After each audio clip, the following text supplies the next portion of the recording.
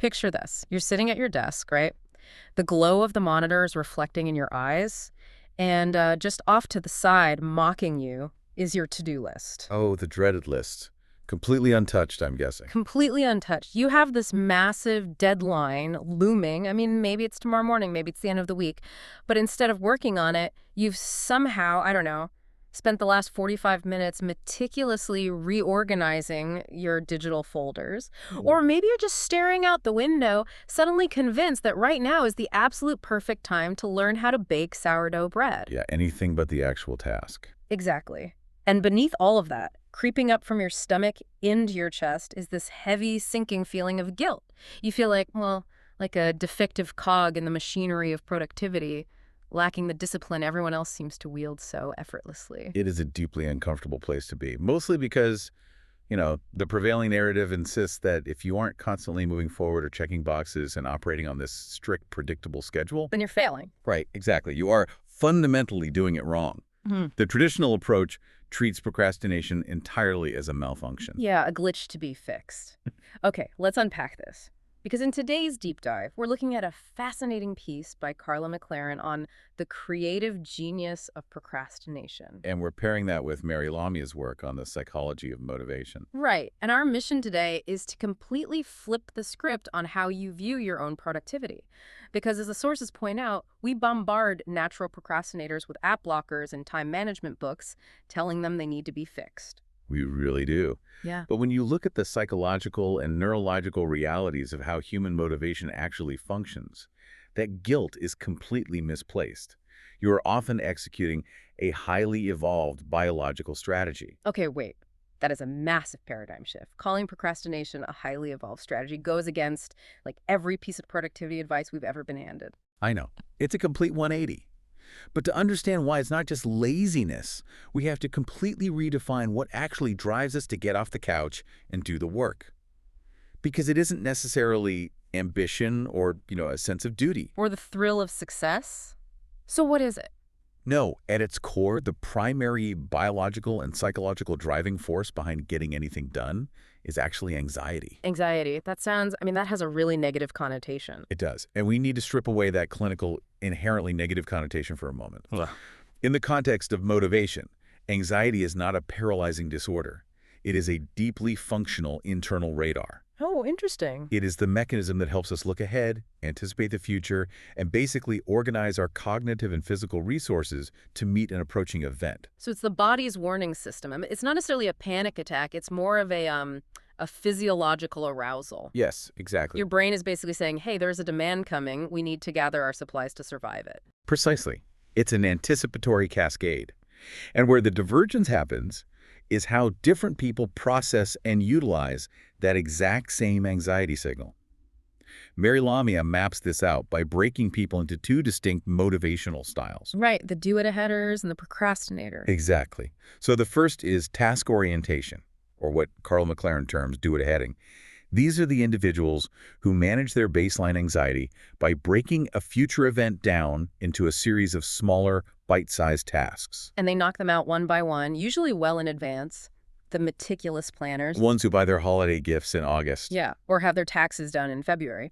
They manage the discomfort of an approaching deadline by constantly taking action. Right, because every completed task acts as this, like microdose of relief, slightly lowering their anxiety. Wow, okay. But the second style is deadline orientation. This is procrastination. These individuals do not focus on incremental tasks. They focus entirely on the final deadline itself. Because they're waiting for something, right? Exactly. Mechanically, they're waiting until their anxiety reaches a very specific high threshold of intensity. They actually require the pressure to build to a peak level. Wait, really? They need the pressure? Yes, because that peak is what generates the neurochemical cocktail, the dopamine and noradrenaline necessary to compel them into a state of hyper-focus and action. Okay, there's an incredibly vivid analogy for this from the text that perfectly illustrates the behavioral difference. Oh, the stream analogy. I love this one. Yeah, it's so good. So, task-oriented people, the do-it-aheaders, are like someone trying to cross a wide stream by carefully stepping from stone to stone to stone. It's measured, it's steady. Safe and predictable. Right. But the deadline-oriented people, the procrastinators, don't bother with the stepping stones at all. They just stand on the shore, build up their momentum, and then leap into the lake in one massive jump. It perfectly highlights the difference in energy expenditure. I mean, one is a slow, steady burn over a long period. The other is a concentrated, explosive release of energy right at the finish line. But hold on, I have to push back on this framing. Because if you are standing on the shore waiting for a massive wave of anxiety to launch you across the lake, that seems incredibly reckless. It does look reckless from the outside. Right. You risk drowning. What if the wave hits and it's too big, causing you to freeze? Or what if you misjudge the distance across the lake and just, run out of time? Which is a valid fear. Deadline orientation just sounds like a recipe for turning in garbage at the last second, which is why society universally praises the stone steppers. I mean, they are predictable, they are manageable. What's fascinating here is that you are touching on exactly why society favors the task-oriented approach. It is observable, predictable, and visible. Yeah, stone stepper looks like the traditional definition of a hard worker. Because they are visibly producing output over a sustained period. Meanwhile, the lake jumper appears to be lounging on the beach, doing nothing until the last possible second. Just staring at the clouds. Right. But by aggressively pathologizing the procrastinators and trying to force them onto the stepping stones, society is erasing a distinct, highly valuable advantage that only the lake jumpers get to enjoy. Okay, here's where it gets really interesting. What is the actual advantage of waiting? Because from the outside, it just looks like you're inducing unnecessary stress. The advantage is high-level creative synthesis. Creative synthesis. Yes. To understand why, we have to look at what the brain is actually doing while the procrastinator is seemingly just, wasting time staring at the wall. The fundamental misconception is that when we are not actively engaged in an external goal-directed task, our brain is powered down. Like it's just idle. Exactly. But neurobiologically, that couldn't be further from the truth. It's like when your computer screen goes black, but you can still hear the internal fan whirring at top speed because the operating system is secretly indexing, like, a million files in the background. That's a great way to put it. The interface looks dead, but the processor is totally maxed out. That is exactly what is happening. And it points to a pivotal 2012 study by neuroscientist Mary Lamia Yang regarding the default mode network, or the DMN, of the brain. Okay, break that down for us. So when you focus intensely on a spreadsheet, or when you are actively checking off items on a to-do list, your brain engages the executive control network. This network is fantastic for execution, but to function, it literally suppresses the default mode network. Oh, wow. It physically narrows your neural pathways so you don't get distracted. So you get tunnel vision, which, is great for efficiency, but terrible for macro-level thinking. Exactly. You cannot have a macro-level creative epiphany while staring at a micro-level problem. That makes so much sense. So when a procrastinator takes a break from external schedules, when they focus inward or stare out the window or wash the dishes, they drop the executive control network and activate the default mode network. And what's happening during that time? Critical work. The DMN allows for cross-hemisphere chatter. It connects disparate neural pathways. This aimless time is precisely when short-term memories are physically consolidated and migrated into long-term storage in the neocortex. So to you listening right now, when you think you're just staring blankly out the window, avoiding your work, you're actually engaging in deep, wordless processing. They aren't just checking out. They are actively building the architecture of their reality. Yes, they are digesting the information. This resting state is when we subconsciously process highly complex, ambiguous variables that just piled up while we were busy answering emails or sitting in meetings. Because the conscious mind just doesn't have the bandwidth. Right. It does not have the bandwidth to solve abstract, nuanced problems while it is occupied with the logistics of daily life. It needs you to stop consciously trying so it can run those background diagnostics. I want to pause and make a really important distinction here, though, because I can hear someone listening to this thinking, great, my brain is doing complex background diagnostics while I put off taking out the trash or, filing my taxes. Yes, the avoidance trap. Right. There is a difference between procrastinating on a complex creative essay and procrastinating on rote administrative chores, right? Filing your taxes doesn't require cross-hemisphere neural magic. No, it definitely doesn't. That is a crucial distinction. Mm-hmm. We're talking about creative incubation, not structural avoidance of mundane tasks. Okay, good to clarify. If a task requires no novel synthesis like taking out the trash, procrastinating is just avoidance. We're just being lazy. Pretty much. But if a task requires you to generate something new, to solve a conceptual problem, or to synthesize information, procrastination is the necessary switch to allow your brain to process the variables. Wordless processing is the birthplace of creative breakthroughs.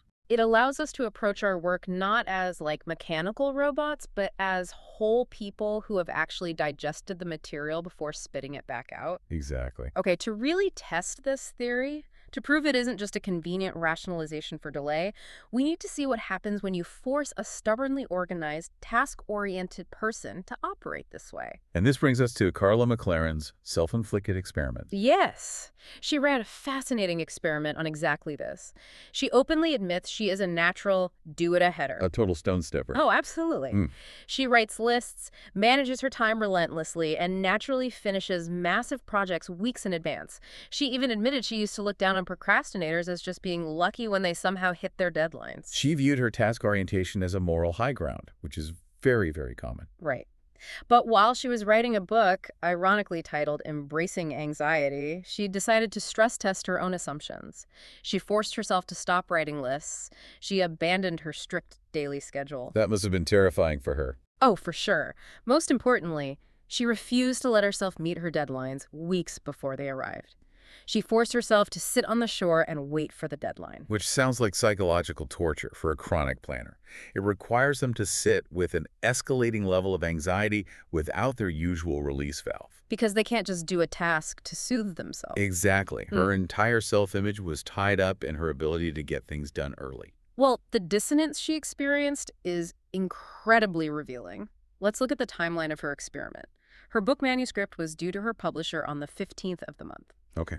As usual, she had the entire thing finished well in advance, but she forced herself not to turn it in early. She made herself wait. She kept the loop open. Then, on the 13th, Oh, wow. yeah, just 2 days before the absolute final deadline, she wakes up from a dream about the book. And in that dream, she realizes that an entire core chapter of her manuscript is fundamentally wrong. 2 days before it is due. 2 days. It has to be completely cut, and a brand new concluding chapter needs to be written from scratch. Talk about cutting it close. So she rides this massive tidal wave of panic, and she says she worked like a sled dog for 48 straight hours, entirely rewriting the ending. She ends up meeting the deadline to the exact second. Incredible. Now, I read that story, and my heart rate spikes. That sounds like a complete nightmare. Why on earth would anyone view that as a success? She had the work done, it was sitting on her desk, and she intentionally put herself through heart-pounding stress to rewrite it at the last possible minute. If we connect this to the bigger picture, the answer lies in the quality of the final product. McLaren herself admits that if she had followed her natural instinct to close the loop early, she would have turned the book in weeks prior. Right. And she would have published an inferior book with a structurally flawed conclusion. But wait, couldn't she have just had that same dream, that same realization after she turned it in? Neurochemically, it's highly unlikely. Yeah. By closing a project loop early, task-oriented people signal to their brain that the problem is solved. They literally shut down the default mode network's background processing on that specific topic. So the brain just moves on to the next thing. Exactly. By intentionally keeping the loop open, she forced her brain to keep churning on the material while she went about her daily life. The waiting period wasn't empty time. It was vital incubation. So the anxiety surge on the 13th wasn't a punishment for waiting. Far from it. It was the exact high-octane fuel her brain needed to execute the epiphany. Without that enforced period of seemingly aimless delay, her brain wouldn't have had the quiet space to process the manuscript holistically and generate the solution in her sleep. That is wild. And that massive physiological spike of anxiety at the end. That provided the necessary adrenaline and cortisol to physically birth the new idea on a brutally tight timeline. The anxiety is the physiological tool required to deliver the breakthrough. That completely flips the dynamic. It means that procrastination is actually a form of deep intelligence, recognizing that a concept isn't fully baked yet. Yeah. And there is a piece of trivia regarding the actual word itself that beautifully reinforces this.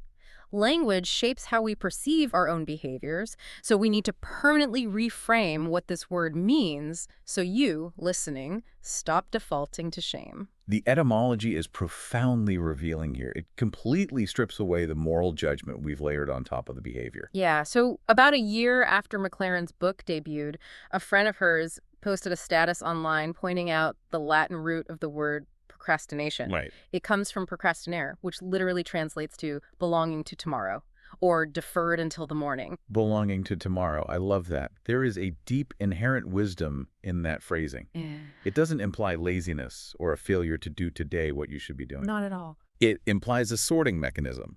Certain immediate mechanical things belong to today. Other things, perhaps because they're too complex, require more subconscious processing or, rely on missing variables, simply belong to tomorrow. And the irony is just perfect. McLaren was writing a book about embracing anxiety, running an experiment on procrastination, and yet it was a completely missed task for her to actually look up the dictionary definition of the word while she was writing. Right, she missed it entirely. Her brain didn't need it then. It arrived exactly when it was supposed to a year later, delivering this beautiful piece of clarity. The practical application of this lesson for the listener is to start observing your own resistance differently. How so? Well, when you find yourself completely unable to start a task, instead of immediately berating yourself for lacking discipline, ask yourself, is it possible that this specific problem truly belongs to tomorrow? Oh, I like that. Is your brain intuitively recognizing that it doesn't have all the pieces assembled yet, and it requires a period of deferment to process the variables in the default mode network? Recognizing that an idea needs to defer until the morning is not a character flaw.